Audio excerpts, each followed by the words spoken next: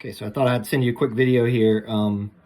I think possibly what's causing you to get thrown off on this is perhaps you're missing the connection that the labor supply is the workers and the labor demand is the businesses. So what's being sold here is the worker's time, and what's being purchased is the worker's time. So the labor supply is the workers, okay? The higher the wage, the more they're willing to work, okay? So that's why it's downward sloping labor demand. The cheaper the labor, the more likely they are to hire labor.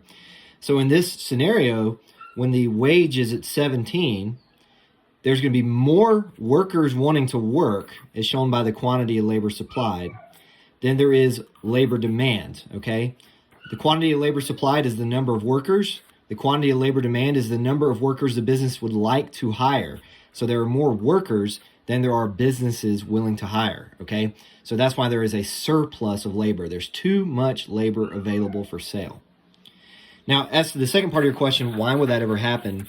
Let me just give you a quick example. There's really tons of different examples or possibilities for this. But let's imagine this is the market for medium skilled labor in Milledgeville, people that have experience but not a college degree. Right now, the equilibrium wage is $17 an hour. But let's imagine a business shuts down, okay? When a business shuts down, that will not immediately affect the labor supply because workers do not, just vacate the area right away.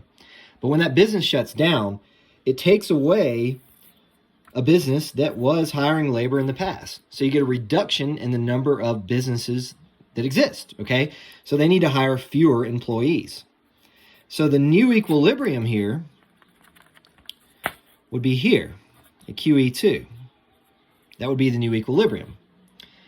But because wages are sticky, because of contracts and things like that, the wage would not immediately adjust. So businesses would continue to get paid $17 an hour.